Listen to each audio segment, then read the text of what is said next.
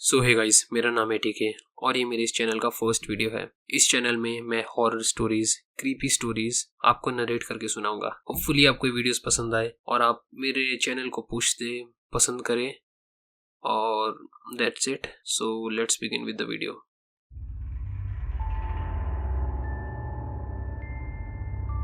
मैंने अपने घर के पास वाले जंगल में एक कैबिन खरीदा और जब मैंने वो कैबिन खरीदा तो लोगों ने मुझे पागल कहा। हाँ, वो थोड़ा पुराना कैबिन था और थोड़ा अलग भी, पर मुझे वही चाहिए था। एक ऐसी जगह जहाँ मैं सुकून से रह सकूं, लिख सकूं और सोच सकूं।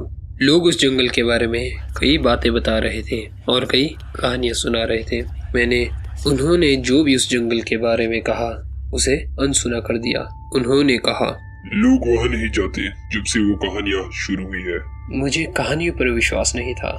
पहला हफ्ता सब कुछ शांत था। मैं सुबह जंगल की ट्रेल पर वॉक करने जाता और रात को फायरप्लेस के पास अपनी आधी लिखी हुई नोवेल पूरी करने की कोशिश करता। वो शांति मेरे लिए परफेक्ट थी, पर यह शांति ज्यादा दिनों तक नहीं रही। एक रात मैंने सुनी एक सीटी की आवाज।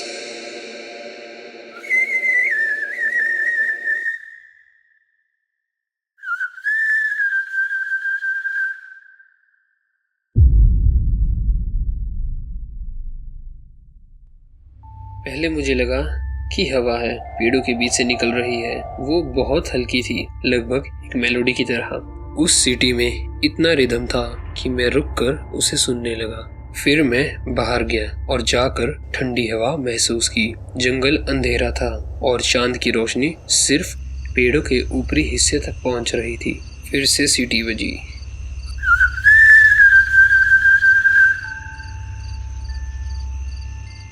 अब ये और करीब लग रही थी, एक धीमी और जानबूझकर बजाई गई धुन।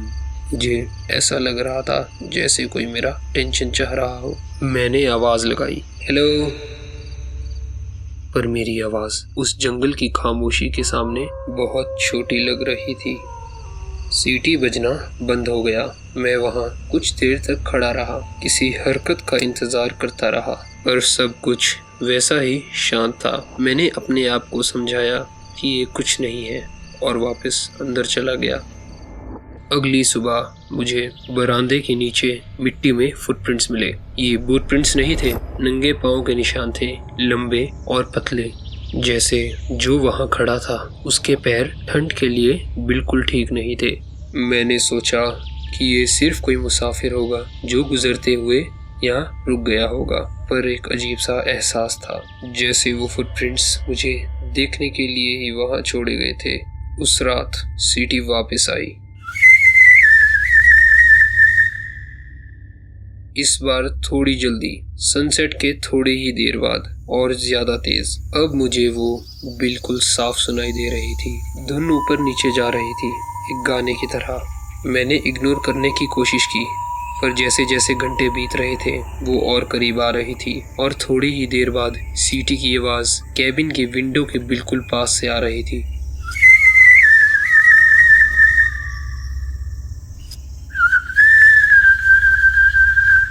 इस बार मैंने दरवाजे तक जाने की हिम्मत नहीं की। मैं फायरप्लेस के पास ही रहा, हाथ में एक आयरन का पोकर लेकर। फिर सीटी रुक गई। मैं पूरी रात जागा रहा, खिड़कियों और दरवाजों को देखता रहा, ये सोचते हुए कि कभी भी कोई भी या कुछ भी अंदर आ जाएगा, लेकिन कुछ नहीं हुआ। अगली सुबह फुटप्रिंट्स वापस थे। इस बार उन्होंने कैबिन के आसपास के चक्कर लगाए थे और इस बार एक और फुटप्रिंट के निशान के साथ। ये छोटे थे। ये देखते ही मैंने अपना सामान पैक किया। जो भी वहाँ था, जो भी उस जंगल में था, मुझे उसका सामना नहीं करना था। जब मैं कार लोड कर रहा था मुझे हवा में बदलाव महसूस हुआ। जंगल भारी लग रहा था, रोशनी धीमी पड़ रही थी। तभी मैंने फिर सुनी,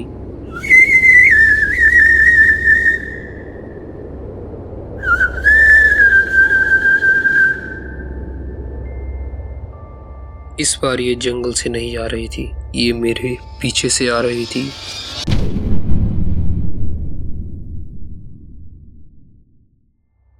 मैंने धीरे से पलट कर देखा। दिल जोर जोर से धड़क रहा था। कैबिन का दरवाजा खुला हुआ था और हल्की हल्की हवा से हिल रहा था। फिर एक और सीटी की आवाज।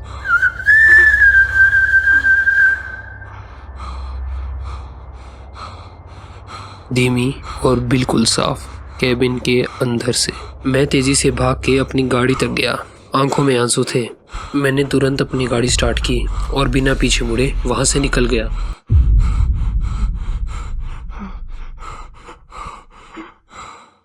हफ्ते बीत गए, पर जो हुआ मैं कभी नहीं भुला सकता, शायद कभी नहीं।